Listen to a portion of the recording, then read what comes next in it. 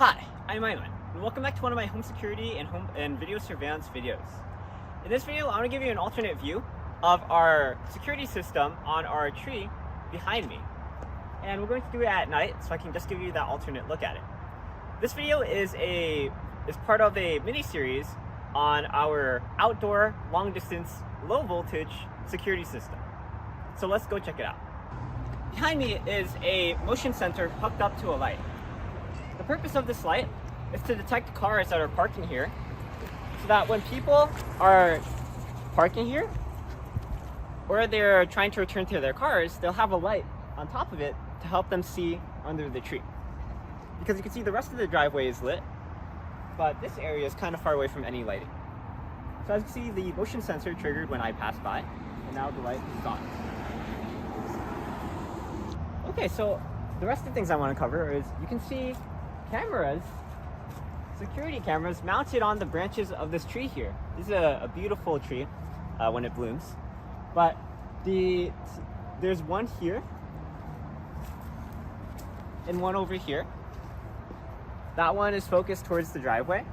This one's focused towards oncoming traffic from that side. You'll also notice these string LED lights wrapped around the base of the tree. And the purpose of these lights, before I get to that, let me point out these motion detectors. There's one here and one here. And the purpose of these lights is to detect motion coming either from people pulling out of the driveway or people coming from the road. And so the one coming from the road uses this motion detector, and when it detects someone passing by, it will turn on the blue LED light for about 15 minutes. But on the other hand, if this other motion detector detects someone moving from that side, it will turn on the red light for 15 minutes. The intention of this is both to help people navigate, like when people are pulling out, they don't want to hit the tree, especially at night. They probably can't see this tree really well, so this helps them have a bit more visibility. And on the other hand, or for people like pulling it, by the way. On the other hand, it also helps us with people who are speeding down this road, because as you notice, it's blue and red, which kind of looks like police lights, which obviously they aren't meant to be police lights. But when people are speeding by, they're gonna think, oh, there's probably a speed trap waiting for me, so they might slow down. So this has a sort of a two-pronged approach.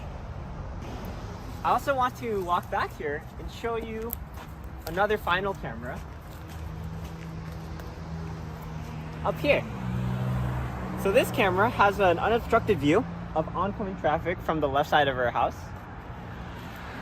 And if we look at it from the front side, and we walk back far enough, you can see that it starts blinking red and blue. I guess to alert people that there's a camera watching them. And it's funny because our neighbor now, he's like, oh wow, this is he calls our house the camera house, because we just have so many things set up. And the thing about these cameras are hidden. Like, it's kind of hard to see that camera right now. Just imagine how hard it is to see that camera when there's tons of leaves on this tree. In addition to that, there's like multiple cameras around the rest of the house, just in general. Some of them in very visible places, and some of them in more like making sure that there's no like spots that you can't hide in. But it's very cool. We have full coverage of this road and that road using these cameras. Yeah, so this system has a lot of things going for it. There's a lot of things that we want to improve. Like for that camera over there, originally we wanted to make it black, but that was the camera that came fastest, and we want to update that later. But for now, it's just going to stay white. And also another thing I forgot to point out is there's this junction box here that features all the electronics. For it, we've actually used a waterproof first aid kit. As a waterproof first aid kit to house the electronics. As you can see, all the Wago connectors and the relays. Oh, sorry, not the relays, the fuses that are connected to all these electronic components. So if you're interested in this junction box, go check out my video on it. I'll be doing a separate video on it. And that junction box is connected through all these cables to the rest of the electrical components. But nighttime is not a very good time to do a coverage of this type of stuff, so we'll be doing another video during the day. With that being said, I'm Aiman, thanks for watching. Please like or comment, subscribe, and look at videos on EyeOnAiman, especially the home security and surveillance videos. I'll see you next time, and signing out.